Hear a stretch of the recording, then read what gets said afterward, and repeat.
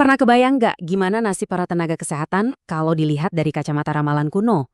Nah, hari ini kita bakal bedah sesuatu yang unik banget, prediksi dari Primbon Jawa buat tahun 2026. Yuk kita lihat bareng-bareng, pesan apa sih yang tersirat dari kearifan leluhur kita ini? Oke, sebelum kita melangkah lebih jauh, kita harus kenal dulu nih sama sumbernya, Primbon Jawa. Anggap aja ini bukan sekadar buku ramalan biasa ya. Ini tuh semacam sistem kearifan yang kompleks yang isinya mencoba membaca tanda-tanda zaman lewat perhitungan kosmik untuk jadi panduan hidup. Keren kan? Nah, ini dia kuncinya. Primbon secara spesifik menyebut tahun 2026 dengan frasa obah ganti laku. Artinya, itu kira-kira bergerak untuk mengganti perilaku atau zaman yang berubah total.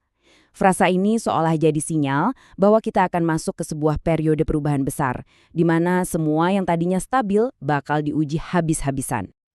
Jadi, gimana sih wujud nyata dari masa pergeseran ini? Menurut ramalan, semuanya bakal dimulai dari sebuah perubahan skala nasional yang super besar, yang nantinya jadi panggung ujian buat banyak orang. Pemicunya apa? Ternyata ada sebuah program pemerintah raksasa yang disebut MBG.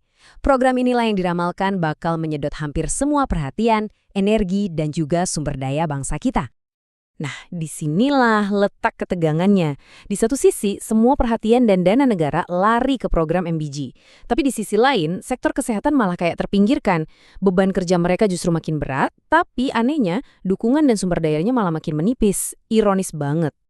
Dan situasi inilah yang membawa kita ke tokoh utama dalam ramalan ini, para tenaga kesehatan. Primbon menggunakan sebuah metafora yang dalam dan kuat banget untuk menggambarkan peran mereka di tengah-tengah perubahan ini. Coba bayangin deh, mereka itu diibaratkan seperti lentera di sudut jalan. Sinarnya penting banget nerangin jalan buat banyak orang yang lewat. Tapi posisi lenteranya sendiri seringkali nggak jadi pusat perhatian. Dia ada di pojokan, setia menerangi, tapi jarang banget dilirik atau dipuji. Dilema si lentera ini makin kerasa. Jurang antara kontribusi mereka yang luar biasa dengan pengakuan yang didapat itu makin lebar. Tugas makin numpuk, tanggung jawab makin besar, tapi apresiasi dan kesejahteraan rasanya kok makin jauh dari harapan. Tapi yang menarik, Primbon nggak melihat perjuangan ini sebagai suatu kegagalan. Justru sebaliknya, ini dianggap sebagai sebuah ujian yang memang sudah diramalkan, sebuah proses yang harus dilewati. Pesannya jelas, bersusah-susah dahulu, bersenang-senang kemudian. Terus gimana caranya biar bisa kuat melewati masa-masa sulit ini? Primbon ngasih 3 pilar kekuatan batin. Pertama, sabar, menghadapi semua cobaan. Kedua, nrimo, artinya menerima keadaan dengan lapang dada. Dan yang ketiga, temen, yaitu tetap menjaga ketulusan dan keikhlasan dalam mengabdi. Tapi tenang, perjuangan ini bukan tanpa akhir. Ramalan ini juga menunjuk pada sebuah tanda harapan yang sangat jelas di cakrawala. Setelah melewati ujian berat, akan ada sebuah titik balik yang mengubah segalanya. Kalau kita lihat lini masanya, alur ceritanya tuh jelas banget.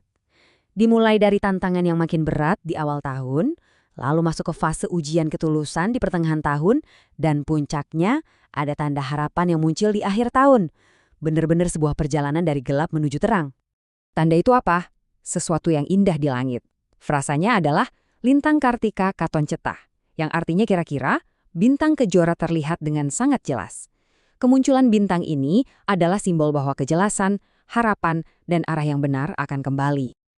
Nah, ini poin paling pentingnya. Tanda di langit itu bukan sekedar fenomena alam biasa, itu adalah cerminan dari kesadaran masyarakat di bumi. Momen ketika bintang itu bersinar terang adalah momen ketika masyarakat akhirnya sadar dan kembali menghargai peran vital para tenaga kesehatan. Oke, sekarang kita masuk ke babak akhir, bagian yang paling ditunggu-tunggu.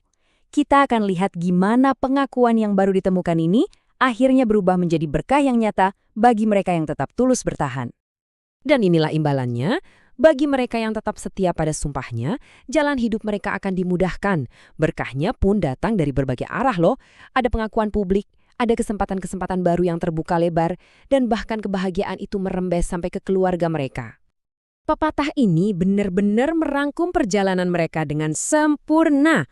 Orang yang berguna itu seringnya kelihatannya sepi dari imbalan materi. Tapi sebetulnya mereka itu kaya akan berkah. Berkah yang nggak bisa diukur dengan uang. Dan semua ini ditutup dengan satu falsafah Jawa yang luar biasa dalam. Sura Dira Jayaningrat, lebur dening pengastuti.